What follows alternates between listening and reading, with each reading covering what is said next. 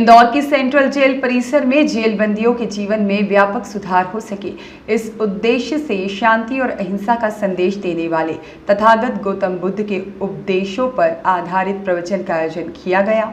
यह प्रवचन उज्जैन के भंते धम्म किरण बोधि जी और भदंत धम्म बोधि जी ने दिया, जिसे सभी बंदियों ने ध्यानपूर्वक सुना। मध्य प्रदेश की जेलों में लगातार बंदियों के जीवन में सुधार हो, इस बात के प्रयास किए जा रहे हैं। इसी कड़ी में इंदौर की सेंट्रल जेल परिसर में जेल बंदियों के जीवन में व्यापक सुधार हो सके, इस उद्देश्य से शांति और अहिंसा का संदेश देने वाले तथागत गौतम बुद्ध के उपदेशों पर आधारित प्रवचन का आयोजन किया गया। यह प्रवचन उज्जैन के भंते धम्म किरण बोधि जी और भदंत धम्म बोधि जी ने दिया, जिसे सभी बंदियों ने ध्यानपूर्वक सुना। इस मौके पर बंदियों को ध्यान भी करवाया गया।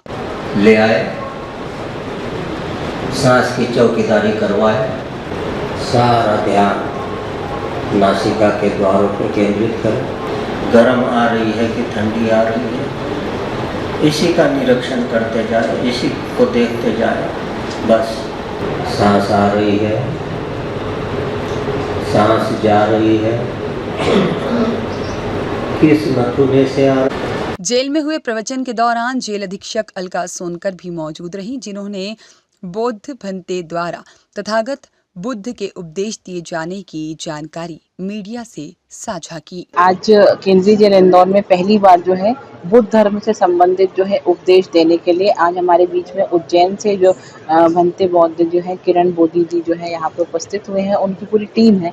और उसका उद्देश्य सिर्फ यही है कि बुद्ध के मार्ग पर चलना, बुद्ध के उपदेशों को लोगों के बीच में लाना। और चूँकि अहिंसा, धर्म, प्रेम, करुणा, ये सब भाव बौद्ध धर्म में देखने को मिलता है। और जैसा कि हमको सबको मालूम है कि गौतम बुद्ध जो है वो मूलतः जो थे वो तो स्वयं ही राजा थे, लेकिन उन्होंने पूरा संसार को त्याग कर वो तथागत हुए।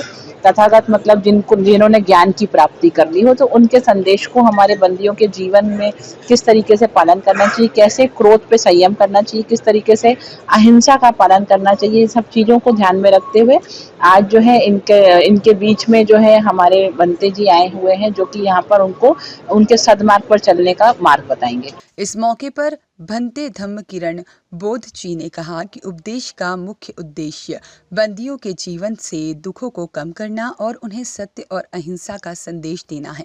दरअसल सेंट्रल जेल में यह आयोजन डॉक्टर अंबेडकर युग सेवा समिति इंदौर के बैनर तले आयोजित किया गया था, जिसमें मुरलीधर मेंटांगे, साथ ही में भीमराव सरदार समेत अनेक समाज सेवी मौजूद रहे। ये कैदियों के लिए एक परिवर्तित करने के लिए अपने आप को मतलब सुधारने का एक मौका है, क्योंकि धर्म जो है वो जीने की कला दिखाता है, जीने का रास्ता बताता है।